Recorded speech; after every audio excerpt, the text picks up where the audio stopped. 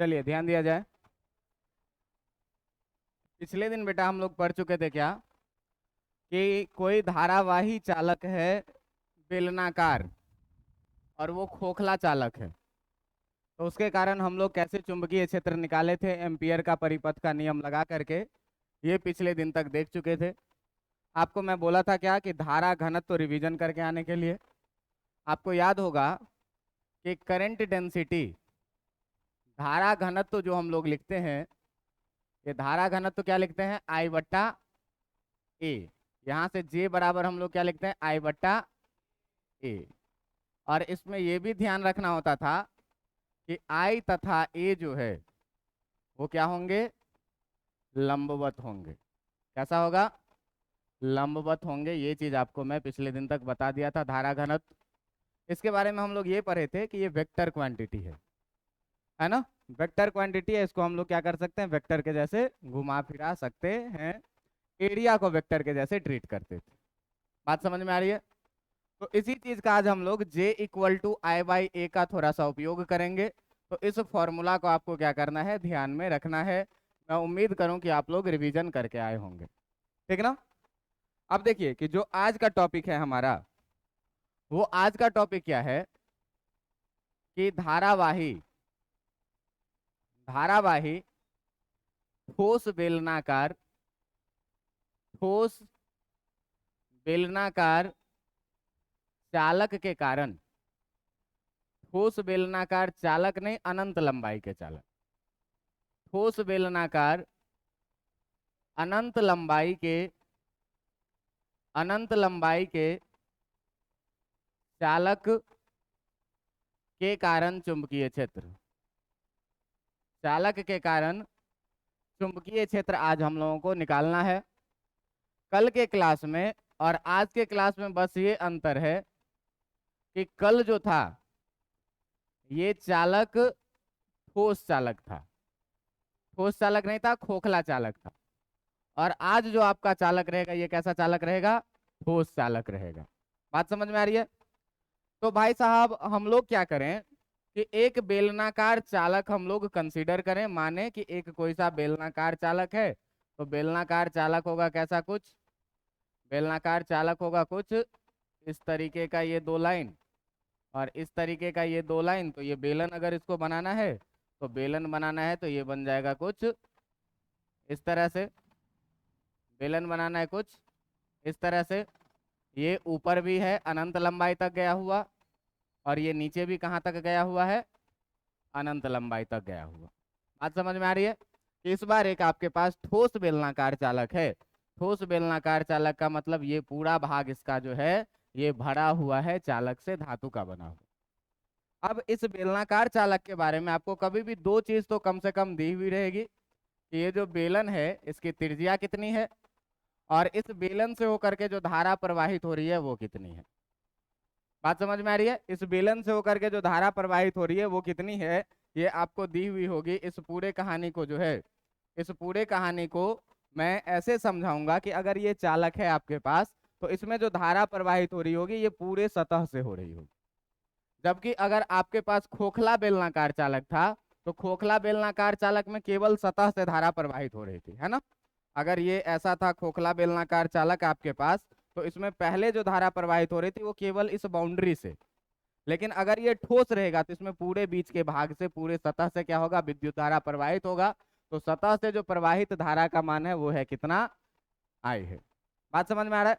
तो हम लोग क्या लिखेंगे इसमें, हम लोग लिखेंगे क्या कि कि माना कि एक ठोस बेलनाकार चालक, एक ठोस बेलनाकार चालक जिसकी त्रिज्या, ठोस बेलनाकार चालक जिसकी त्रिज्या कितनी है, जिसकी त्रिज्या कैपिटल आर है, कैपिटल आर है, तथा उससे उससे धारा आई प्रवाहित हो रही है, तथा उससे कितनी धारा प्रवाहित हो रही है, धारा आई प्रवाहित हो रही है।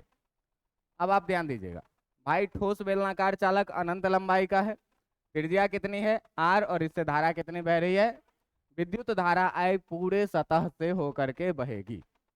बात समझ में आ रही है। अब देखिए कि हम लोगों को निकालना है क्या, हम लोगों को निकालना है क्या कि बेलन के अक्ष से, बेलन के अक्ष से स्मॉल r दूरी पर, स्मॉल r दूरी पर किसी बिंदु P पर, किसी बिंदु P पर, किसी बिंदु P पर क्या करना है, हमको निकालना है चुंबकीय क्षेत्र ज्ञात करना है। क्या ज्ञात करना है, चुंबकीय क्षेत्र हम लोगों को क्या करना है, ज्ञात करना है। कहाँ पर भाई, तो ज्ञात करना है उस जगह पर जो बेलन के अक्ष से, तो बेलन का अक्ष होगा कुछ इस तरह का, और इस बेलन के अक्ष से स्मॉल r दूरी पर कहीं पर पॉइंट होगी। तो फिर से ये स्मॉल r अगर छोटी होगी तो सतह के अंदर भी कोई पॉइंट हो सकता है। अगर ये स्मॉल r यहाँ पर हो तो ये सतह के ऊपर में भी जो है सो P पॉइंट हो सकता है, और अगर ये स्मॉल सतह के बाहर हो स्मॉल r तो ये भी हो सकता है। फिर यहाँ से क्या बनेगा, अपने पास 3 केस बनेगा। एक केस सतह के अंदर में, दूसरा केस सतह के बाहर, और तीसरा केस कहाँ पर, इसी 3 केस को हम लोगों को स्टडी करना है। ये पहला केस बनेगा, ये दूसरा केस बनेगा, और ये तीसरा केस बनेगा। मैं उम्मीद करूं कि आपको ये सारी कहानी समझ में आ रही होगी कि क्या निकालना है। बात समझ में आ रहा है, सारी कहानी आपको समझ में आ रही होगी कि ये एक ठोस बेलनाकार चालक है, धारा I प्रवाहित हो रही है, अनंत लंबाई की है, और इसके अक्ष से r दूरी पर कोई पॉइंट P होगा, जिस P पॉइंट पर हमको क्या निकालना है, चुंबकीय क्षेत्र का मान निकालना है। तो हो सकता है कि ये P पॉइंट सतह के अंदर रहे, हो सकता है कि ये P पॉइंट सतह पर ही रहे, और ये भी हो सकता है कि ये P पॉइंट कहाँ रहे, सतह के बाहर रहे। तो अब हम लोग इस तीनों केस को एक एक करके क्या करेंगे, डिस्कस करेंगे, ठीक ना।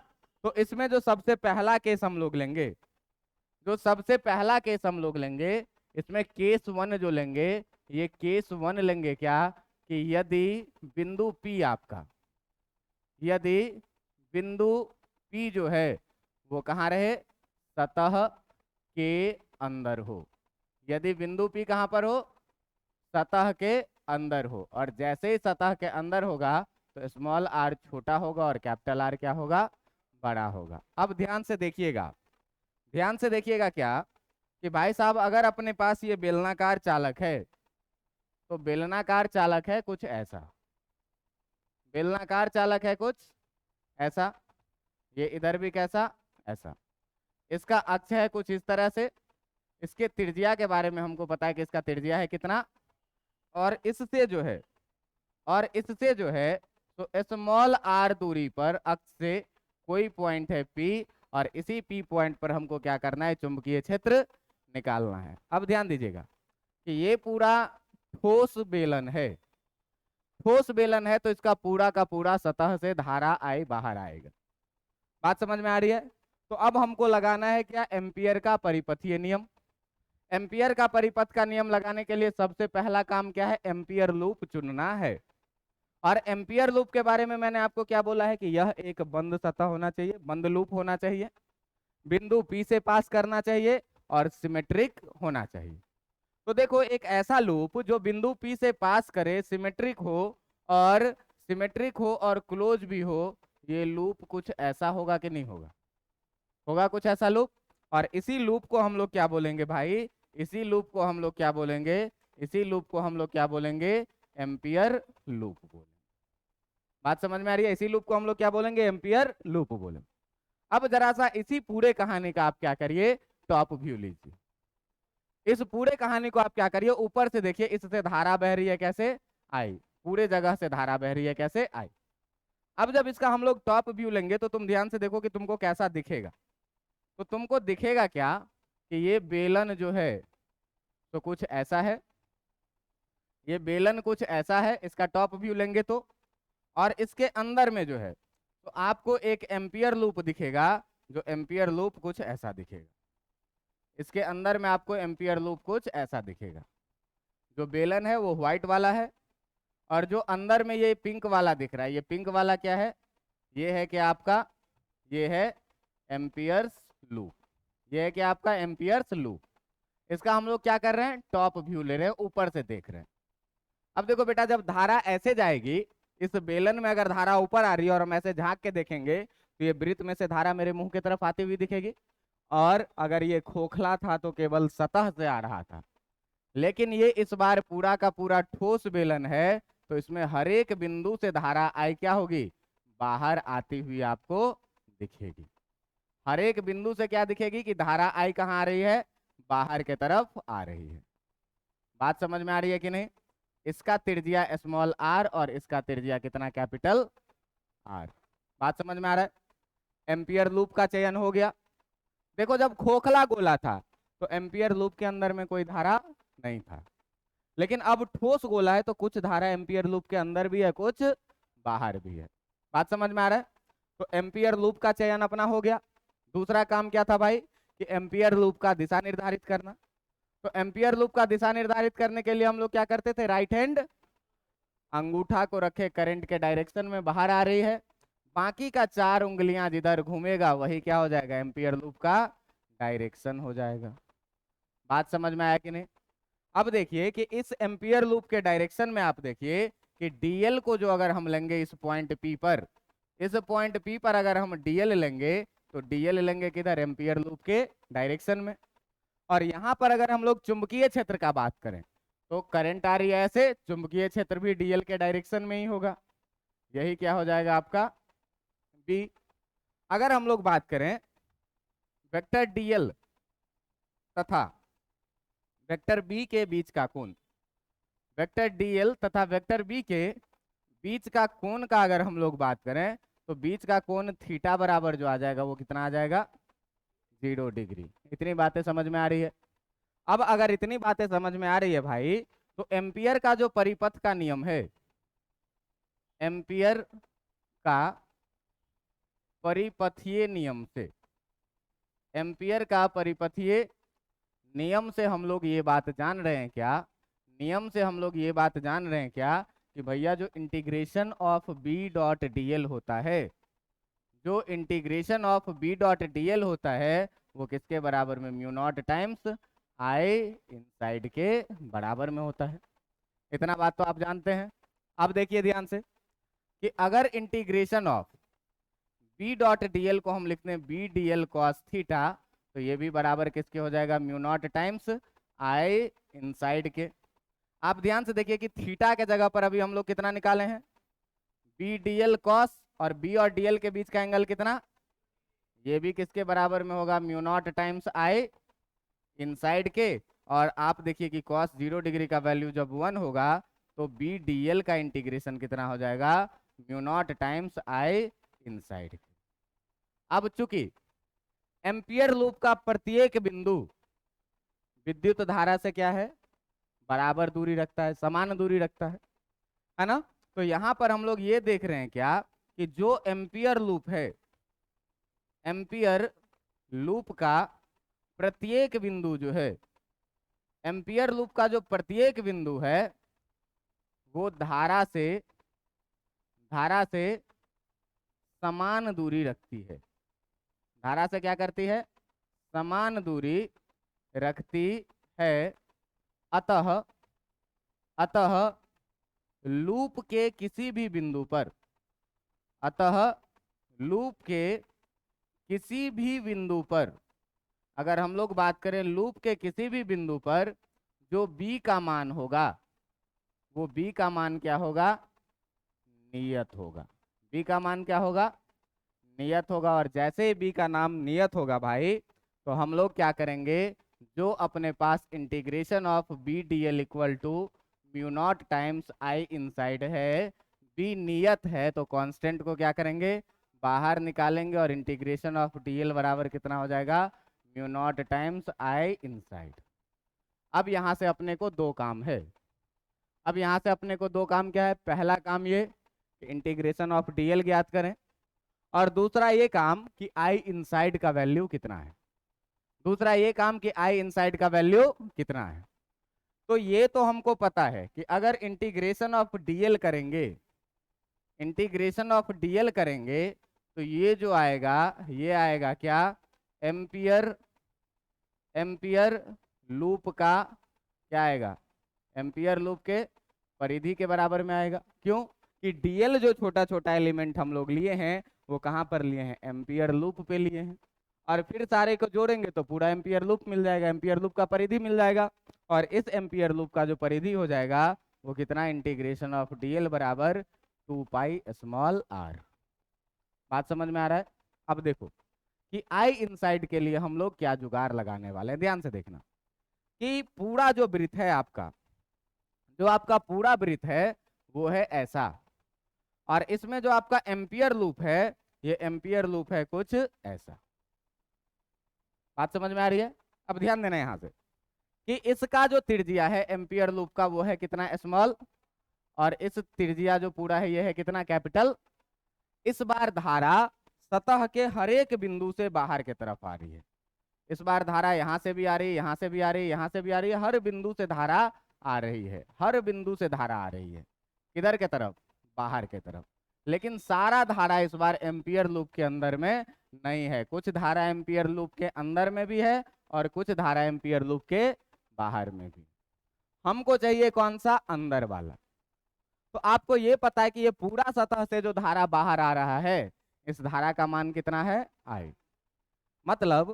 मतलब ये कि जो भैया हमारा पाई आर स्क्वायर क्षेत्रफल है, पाई आर स्क्वायर क्षेत्रफल से, पूरा क्षेत्रफल से, पाई आर स्क्वायर क्षेत्रफल से जो धारा निकल रही है, धारा आई प्रवाहित हो रही है। धारा कितनी प्रवाहित हो रही है, धारा आई प्रवाहित हो रही है। तो आप देखिए कि अगर एक क्षेत्रफल से हम बात करें, यूनिट क्षेत्रफल से, धारा कितना हो जाएगा, आई बाय पाई आर स्क्वायर हो जाएगा कि नहीं। और आप ध्यान से देखिए कि हमको चाहिए केवल ये अंदर वाले के कारण, तो अंदर वाले के कारण चाहिए, तो पाई स्मॉल आर का स्क्वायर अगर लिखेंगे तो पाई आर स्क्वायर से जो होगा ये कितना होगा, आई बाई पाई आर स्क्वायर और इंटू कितना, पाई स्मॉल आर स्क्वायर। ध्यान से देखना कि धारा है आई, अगर हम लोग यहाँ करंट डेंसिटी जे लिखेंगे तो क्या लिखते हो, धारा बट्टा क्या, क्षेत्रफल। तो जे बराबर जो लिखोगे, धारा कितनी है कुल और ये क्षेत्रफल कितना है, पाई आर स्क्वायर। तो आप ये बताइए कि आई बाई पाई आर स्क्वायर को, आई बाई पाई आर स्क्वायर को हम जे पाई आर स्क्वायर लिख सकते हैं कि नहीं लिख सकते, लिख सकते हैं।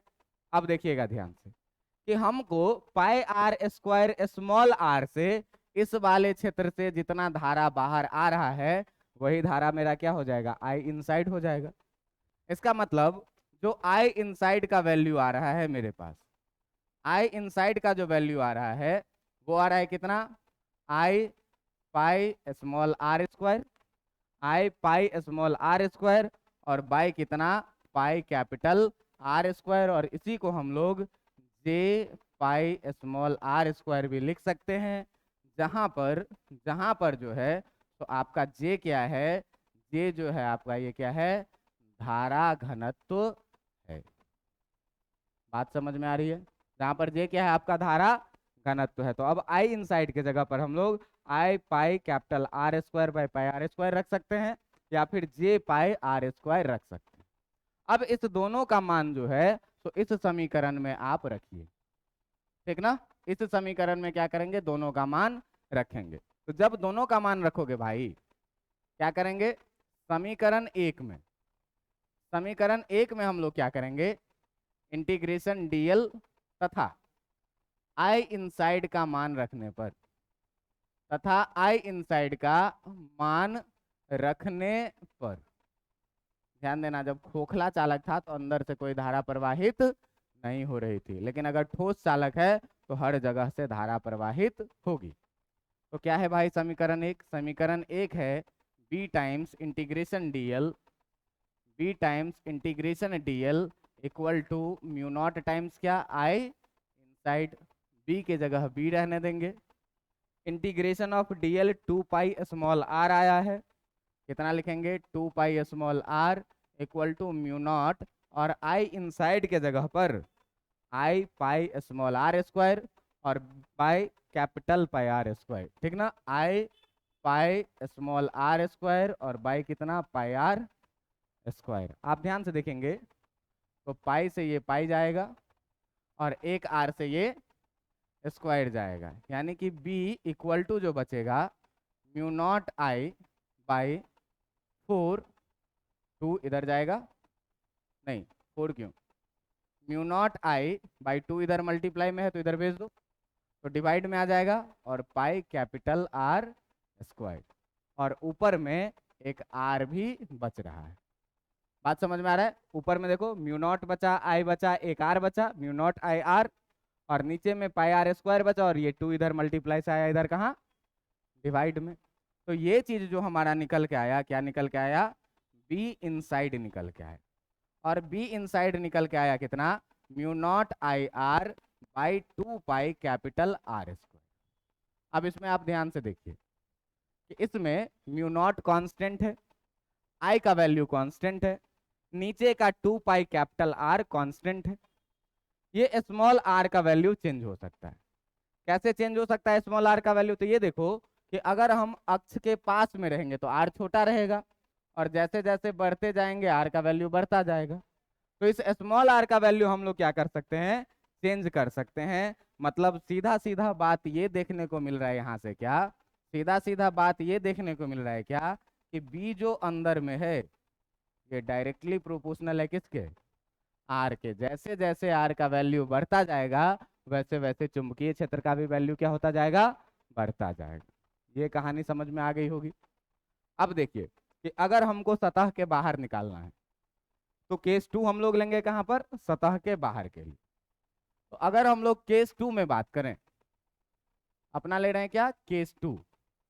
केस 2 में क्या कि यदि बिंदु P, यदि बिंदु P कहां पर हो, सतह के बाहर हो, यदि बिंदु P सतह के बाहर हो, और जैसे ही सतह के बाहर होगा तो आर बड़ा हो जाएगा और कैपिटल आर क्या होगा, छोटा हो जाएगा। देखते रहना ध्यान से कि अगर सतह के बाहर हो तो भाई सतह के बाहर वाली कहानी को देखने से पहले ये देखिए कि अपना जो बेलन था, ये बेलन था कुछ ऐसा, ये ठोस बेलन था कहाँ तक, अनंत तक। ये क्या था, ठोस बेलन था कहाँ तक, अनंत तक। इसकी त्रिज्या हमको पता थी कितनी, कैपिटल आर, और इससे धारा कितनी प्रवाहित हो रही है, आई, ऊपर की तरफ, ठीक ना। अब देखना कि इस बार कह रहा है क्या कि इसके अक्ष से, इसके अक्ष से जो आपका बिंदु P है, ये बिंदु P सतह के बाहर है कहीं पर R, और ये पॉइंट है आपका क्या, बिंदु P, और इस बिंदु P पर आपको क्या करना है, चुंबकीय क्षेत्र ज्ञात करना है। तो सबसे पहला काम क्या करना है, एम्पियर लूप का चयन। एम्पियर लूप का चयन करने के लिए भाई सबसे पहला काम क्या, कि चारों तरफ से बंद होना चाहिए, बिंदु P से गुजरना चाहिए और क्लोज होना चाहिए। हो जाएगा कि नहीं, ऐसा वृत्ताकार लूप होगा जो क्या होगा, सिमेट्रिक भी है, क्लोज भी है, और पॉइंट P से पास भी कर रहा है। और इसी पॉइंट को हम लोग क्या बोलेंगे, इसी पॉइंट को हम लोग क्या बोलेंगे, एम्पियर लूप। अब देखो फिर से इस एम्पियर लूप का हम लोग क्या लें, टॉप व्यू लें। तो जब इसका टॉप व्यू आप लीजिएगा, जब इसका आप टॉप व्यू लीजिएगा तो देखिए एम्पियर लूप आपको एक बड़ा सा सर्कल दिखेगा, एम्पियर लूप आपको क्या दिखेगा, एक बड़ा सा सर्कल दिखेगा, और इसके अंदर में बेलन का भाग दिखेगा आपको, इसके अंदर में आपको बेलन का भाग दिखेगा, जो बेलन का भाग दिखेगा आपको कुछ इस तरह से, बेलन का भाग दिखेगा आपको कुछ इस तरह से। ये है केंद्र, ये है बेलन का त्रिज्या कैपिटल आर, ये पूरा भरा हुआ है जिससे धारा आई आ रही है किधर की तरफ, बाहर की तरफ, ठीक ना। अब देखते रहिए, धारा आई आ रही है किधर की तरफ, बाहर की तरफ, और ये चीज जो है ये क्या है, स्मॉल आर है। आप इसको ऊपर से देखिएगा तो धारा आपको ऊपर आती हुई दिखेगी, मतलब यहाँ से बाहर आती है। ये चीज जो है ये है आपका क्या, यहाँ पर एम्पियर लूप, ये है क्या आपका एम्पियर लूप। अब ध्यान दीजिएगा, एम्पियर लूप का चयन हो गया। अब की बार करना है ये कि पहले लूप का धार डायरेक्शन डिसाइड कर लें। करंट आ रहा है भाई बाहर, तो लूप का डायरेक्शन हो जाएगा एंटी क्लॉकवाइज, मतलब कुछ इस तरह का। अब बिंदु P जो है वो इधर है कहीं r डिस्टेंस, है ना। तो बिंदु P पर हम लोग क्या करेंगे, डीएल एलिमेंट लेंगे, और ये डीएल एलिमेंट लूप के डायरेक्शन में होगा, जो ये रहा डीएल, है ना। और अगर यहाँ पर हम चुंबकीय क्षेत्र B का बात करेंगे तो चुंबकीय क्षेत्र B भी यहाँ पर इसी डायरेक्शन में होगा। राइट हैंड थंब रूल लगा करके। अब अगर फिर से बात करोगे बी तथा डीएल के बीच का कोण, बी तथा डीएल के बीच के कोण का अगर आप बात करिएगा तो बीच का कोण जो हो जाएगा वो थीटा बराबर फिर से कितना 0 डिग्री, दोनों एक ही डायरेक्शन में है। फिर से हम लोग क्या लगाएंगे, एम्पियर्स सर्किटल लॉ लगाएंगे। तो बाय एम्पियर्स सर्किटल लॉ हम लोग ये बात जानते हैं क्या, बाय एम्पियर्स सर्किटल लॉ हम लोग ये बात जानते हैं क्या भैया, कि जो integration of B dot dl होता है वो किसके बराबर में होता है, mu naught times I inside के बराबर में होता है कि नहीं। कितना लिखोगे, integration of B D L cos, और थीटा के जगह कितना इक्वल टू कितना लिखोगे, mu naught times I inside लिखोगे। कॉस 0 डिग्री का वैल्यू 1 होगा, integration of B D L कितना लिखोगे, mu naught times I inside. फिर से जो बी है ये बी क्या हो जाएगा, कांस्टेंट हो जाएगा। क्यों कि हर जगह पर इक्विडिस्टेंट कहानी चल रही है, और इक्विडिस्टेंट कहानी चल रही है तो बी कहाँ आ जाएगा, बाहर, और इंटीग्रेशन ऑफ डीएल कितना हो जाएगा, mu naught times I inside के बराबर में। अब फिर यहाँ से दो काम निकालना है, क्या, एक इंटीग्रेशन ऑफ डीएल और एक क्या, आई इनसाइड। तो इंटीग्रेशन ऑफ डीएल का अगर आप बात करिएगा, अगर आप बात करिएगा किस चीज का, इंटीग्रेशन ऑफ डीएल, तो ये फिर से क्या हो जाएगा, ये फिर से हो जाएगा किसके बराबर में, एम्पियर लूप की, एम्पियर लूप की क्या चीज, परिधि के बराबर में। और एम्पियर लूप की परिधि कितनी हो जाएगी इंटीग्रेशन ऑफ डीएल, तो ध्यान से देखो कि एम्पियर लूप है ये वाला जिसका त्रिज्या है कितना, स्मॉल, तो इसकी परिधि कितनी हो जाएगी, 2 पाई कैपिटल आर की स्मॉल आर, स्मॉल आर। और आई इनसाइड का अगर बात करिए तो आई इनसाइड में देखिए कि इस बार सारा का सारा करंट एम्पियर लूप के अंदर ही है। तो जब सारा का सारा करंट एम्पियर लूप के अंदर ही है तो सारा का सारा करंट एम्पियर लूप के अंदर ही है तो आई ही रह जाएगा।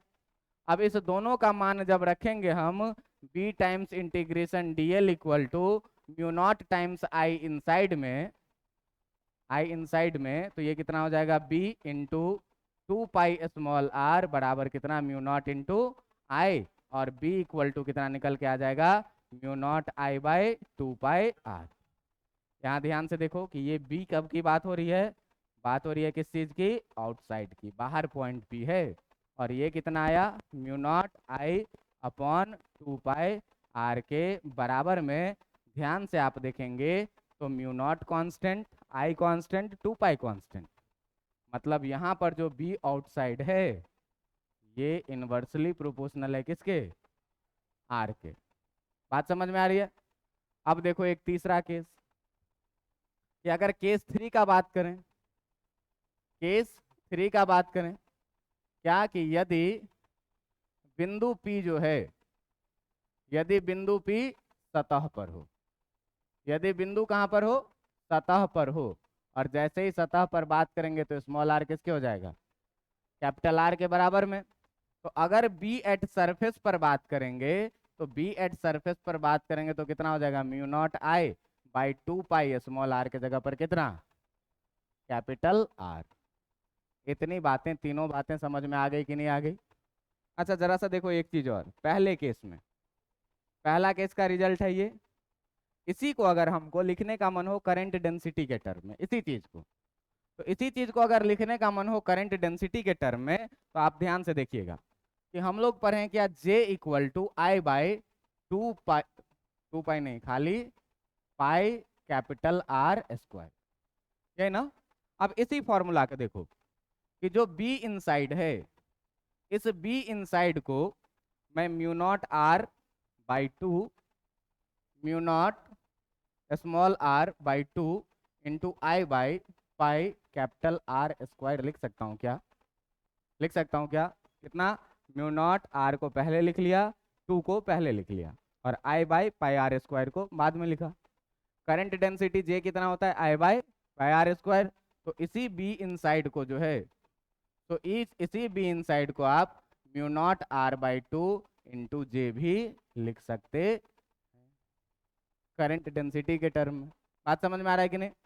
अब देखो कि अब फिर से वही बात पूछा जाएगा क्या, कि ग्राफ कैसे बनाएंगे, किसका, आर वर्सेस बी का।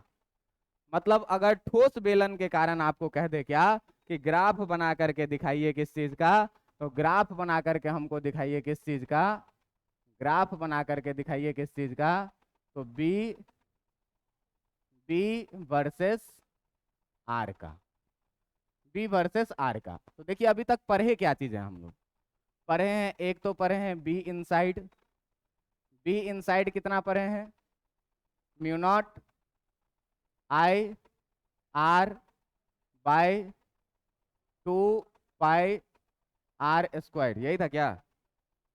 बी इनसाइड कितना पढ़े थे पहले केस में, mu naught I R by 2 pi R square. ध्यान से देखिएगा कि जो ये वैल्यू है ये डायरेक्टली प्रोपोर्शनल है किसके, आर के। दूसरा पढ़े क्या, B at surface, B at surface पढ़े हैं कितना, mu naught I, mu naught I और बाई कितना 2 पाई कैपिटल आर, बाई कितना 2 पाई कैपिटल आर। और बी आउटसाइड पढ़े हैं कितना, बी आउटसाइड में पढ़े हैं कितना, mu naught I by 2 pi small R, जो कि इनवर्सली प्रोपोर्शनल है किसके, आर के। अब ध्यान से देखो कि इसमें आर जो है वो अंदर में है जो कि छोटा है, तो इसी को अगर थोड़ा सा अच्छे से लिख के तुम देखो इस चीज को, तो इसको लिखेंगे कितना, mu naught I, mu naught आई लिखो, नीचे में लिखो 2 पाई आर और इंटू आर बाई कितना कैपिटल आर, लिख सकते हैं कि नहीं। अब ध्यान से देखिए कि इस दोनों में, इस दोनों में देखिए कि ये जो है ये mu naught I by 2 pi R इतना है, और इसमें जो हम मल्टीप्लाई कर रहे हैं तो इस चीज का वैल्यू जो है तो लेस देन 1 आ जाएगा। क्यों कि सतह के अंदर में स्मॉल आर छोटा है और कैपिटल आर, तो किसी भी छोटे नंबर में जब बड़े नंबर से डिवाइड करेंगे तो 1 से, और 1 से छोटा नंबर से जब ये मल्टीप्लाई होगा तो ये क्या हो जाएगा, मतलब बीच वाले से ये छोटा है। बात समझ में आ रहा है। अच्छा बीच वाले से ये वाला टर्म जो है, सतह के बाहर में स्मॉल आर छोटा होता है और कैपिटल आर, मतलब बड़े वाले से डिवाइड करेंगे तो रिजल्ट क्या मिलेगा, और छोटे वाले से डिवाइड करेंगे तो रिजल्ट क्या मिलेगा, मतलब ये बीच वाला इस वाले से भी क्या है, बड़ा है, तो इससे भी बड़ा और इससे भी बड़ा, मतलब ये सतह पर जो है ये कैसी कहानी है, मैक्सिमम है। अब आपसे अगर कहे ग्राफ बनाने के लिए, तो अब अगर आपसे कहेगा ग्राफ बनाने के लिए, तो ग्राफ के एक अक्ष पर आप क्या रखेंगे, आर को रखेंगे, और दूसरे अक्ष पर आप क्या रखेंगे, बी को रखेंगे। ये है क्या बी और ये है क्या आर। आपका जो बेलन था, ये बेलन मान लीजिए कि कुछ इस तरह का बेलन था, बेलन मान लीजिए कि कुछ इस तरह का ये बेलन था, तो यहाँ पर जो हो जाएगा क्या हो जाएगा, कैपिटल आर। अब देखो कि इस आर से अंदर सतह के अंदर है, इस आर के बाहर सतह के बाहर है, और इस आर पर हम लोग कहाँ हैं, सतह पर हैं। तो आर पर जब सतह पर हैं तो सतह पर क्या होगा, चुंबकीय क्षेत्र मैक्सिमम होगा, और मैक्सिमम होगा भैया कितना, तो मैक्सिमम मान लो यहाँ पर हुआ, और ये वैल्यू हो जाएगा कितना, म्यू नॉट आई बाई कितना 2 पाई कैपिटल। सतह के अंदर में देखो कि डायरेक्टली प्रोपोर्शनल आर है, तो डायरेक्टली प्रोपोर्शनल आर का ग्राफ स्ट्रेट लाइन बनता है। कैसा ग्राफ बनता है, स्ट्रेट लाइन। अगर y प्रोपोर्शनल x लिखिएगा, y प्रोपोर्शनल x लिखिएगा तो y इक्वल टू के एक्स लिखिएगा, और y इक्वल टू के एक्स का ग्राफ कैसा बनेगा, स्ट्रेट लाइन बनेगा जो ओरिजिन से पास करेगा। तो ओरिजिन से पास करता हुआ स्ट्रेट लाइन जब बनाओगे, ओरिजिन से पास करता हुआ जब स्ट्रेट लाइन बनाओगे, ये स्ट्रेट लाइन बनेगा कुछ ऐसा अंदर में, और अंदर में जो ये चुंबकीय क्षेत्र चल रहा है ये कैसा चल रहा है, बी प्रोपोर्शनल चल रहा है किसके, आर के। सतह पर गए मैक्सिमम हो गया कितना, mu naught I by 2 pi R के, और अब जैसे ही सतह से बाहर जाएंगे, तो सतह से बाहर जाएंगे तो इन्वर्सली प्रोपोर्शनल टू आर होगा, घटता जाएगा घटता जाएगा, और इन्फानाइट पे क्या लगेगा, हो गया 0, और इन्फानाइट पे कितना होता हुआ लगेगा, ऑलमोस्ट 0। ये भी ग्राफ लग रहा है कभी देखा हुआ है। यहाँ पर जो आपका बी है ये क्या है, इन्वर्सली प्रोपोर्शनल है किसके, आर के।